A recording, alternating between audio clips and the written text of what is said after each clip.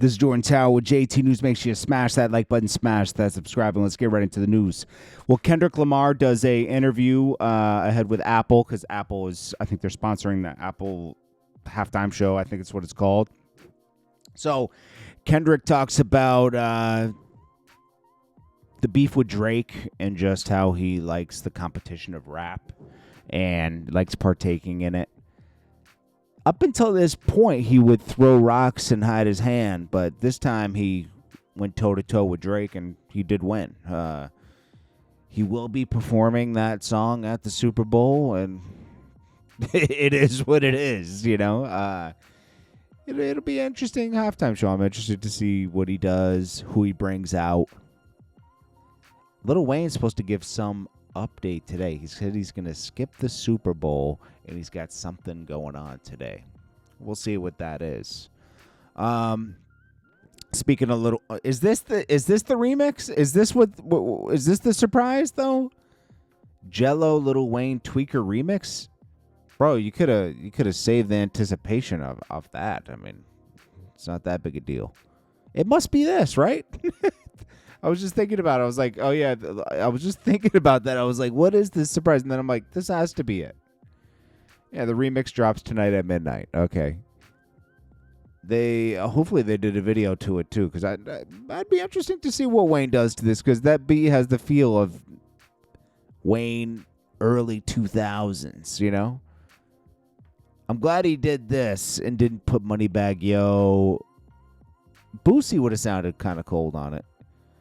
But Lil Wayne, come on. If you get Lil Wayne, you get Lil Wayne. That's the GOAT right there for this type of vibe. 50 Cent's son Marquise shares a message in reaction to Lil Meech. This guy, Marquise is becoming more and more like his father as he grows up. Savage. Now don't forget. Remember when 50 Cent was, Marquise was talking about, his dad only gives him $7,000 a month. And he's like, my dad only gives me like $7,000 a month. That's nothing. What can you do with $7,000 a month? Well, remember Lil Meech got in the comments and said something about it? He said, myself, I might even play some games with you, Lil Meech. I'll take 5 over there. Why would you get involved in 50's problems with his son? It's deep with the baby mom. Like, he has deep problems with that baby mom that, unfortunately, he let affect his relationship with his son. I don't agree with the way 50 Cent treats his son. Marcus has said, since y'all think $6,700 is so much money, someone tell my pops I will pay him $6,700 for 24 hours of his time, so we can do everything I ever wanted to do with him as a kid. And then he said, I'll take 5 over there myself. I might even get some games in with you. Here's the thing.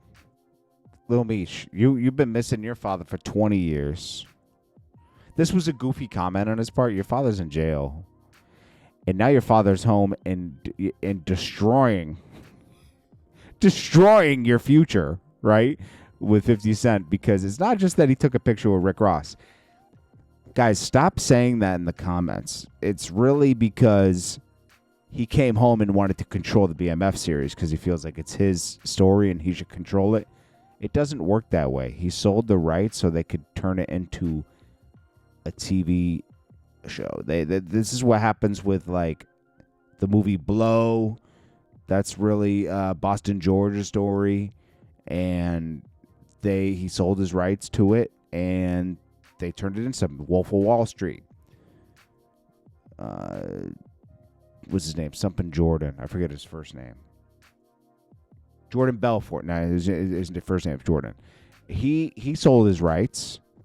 And he had no say-so in what happened in the movie. It doesn't work that way, okay? You're also, it's like something with like profiting from crimes or something like that. I don't know. Lil Meech, I bet, wishes his dad was back in jail still for like a couple more years so he could have rode this series out. Big Meech came home right in the middle to mess it all up.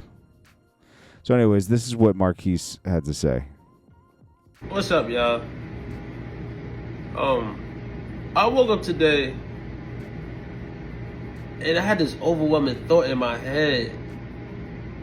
And I think like something is telling me to tell y'all or share this message with y'all. Cause I feel like it's somebody out here, or maybe it's just a bunch of people out here that need to hear this. And it was like, you thought you were special. You really thought you were special.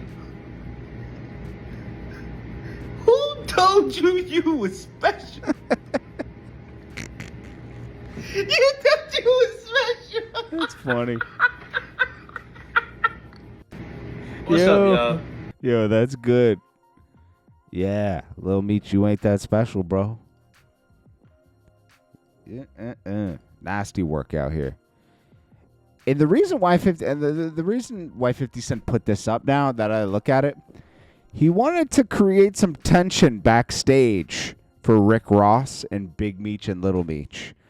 When Little Meech said, F Ross, he gave my dad some bread so he can afford to pay some bills until our next season starts.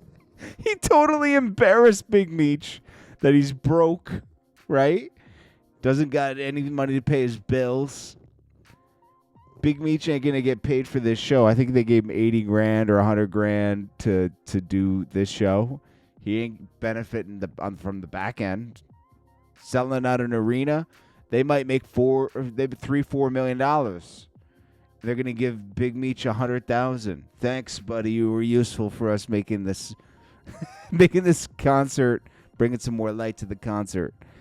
I think this concert was already kind of planned in a way. They just added Big Meech Welcome Home concert to it to give it a name. This ain't set up specifically for... It's just like, hey, yeah, you know, it makes sense. Little Meech going to be on Love and Hip Hop Atlanta. Okay, we already talked about all that. 50 Cent's a menace, bro. Now, this guy, Supreme's... This guy's missing his daddy, Supreme. I never got to... You don't even know your dad. You were 3 years old when your dad went to jail. Daddy! You're out here talking like your dad. You ain't your dad. You grew up in private school. Good boy. You know, come on, stop. You know, and I'm not saying I'm tough. I'm just saying this kid is acting like he's tough. Talking down to 50 Cent. I guess he's gonna go off on his thing about Irv Gotti. Let's not act like, okay, I love, let me make this very clear.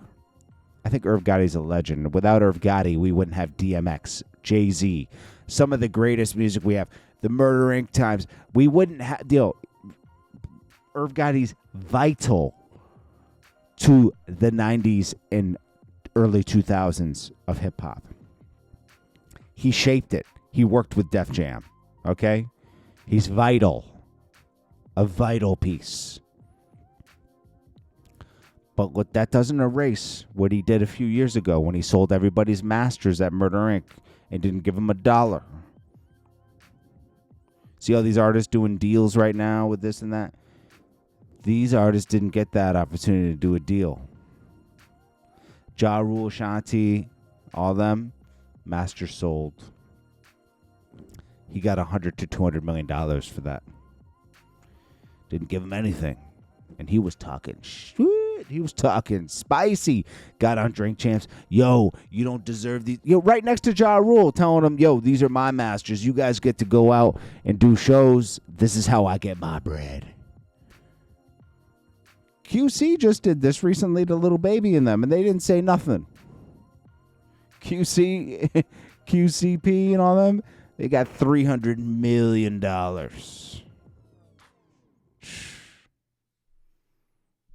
They ain't say nothing.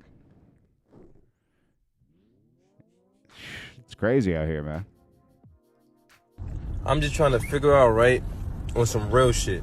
When has it ever became cool to talk about the dead or nigga that's...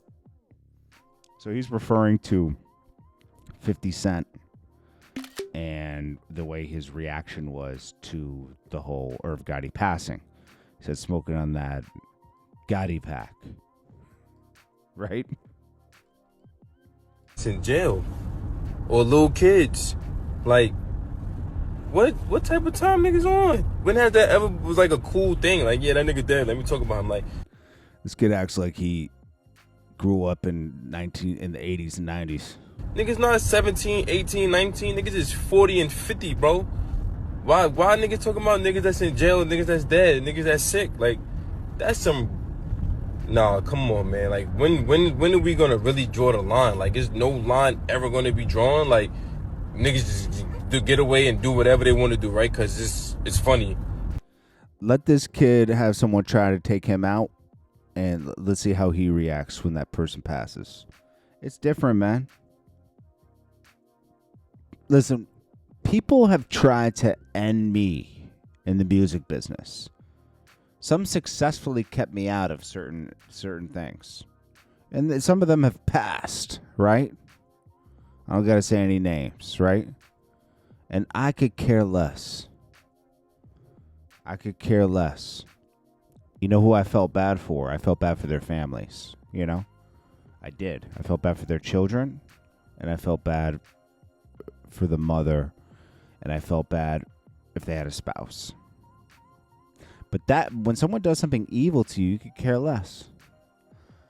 I don't want nothing bad to happen to me, but like, what am I supposed to do? Cry over somebody that wanted me to starve? You know, it's like, come on, man. Come on, bro. That's crazy, bro. So just know that we gonna have the same energy when niggas dying, when niggas is sick. Yeah, we gonna do all this. Yeah, all right, bet. This is what we gonna do. All right, bet. Say less. It's different when someone goes out of their way to stop you, make you starve, or even kill you. It's different. You just ain't gonna have no compassion when they pass. I mean, it's just a fact. I do feel bad for Irv Gotti's kids and his loved ones, man. But you know, he didn't do nothing to me, so I have no animosity. But I can understand someone having animosity. That's my point. That's all. Look at this, the BS Russell Simmons did. He's stuck in Bali. Stuck. He can come over here and dip in and out, but he ducking the police for the rest of his life. I bet you Diddy wish he went to Bali. I bet you Diddy wish he went there, because right now he's sitting in a cell. He might be in a hospital bed right now, with his knee wrapped up. You can't be an evil person, man. Some people are evil and they get away with it, though. You know what I'm saying? It is what it is. This is Jordan Tower with JT News. Smash that like button. Peace.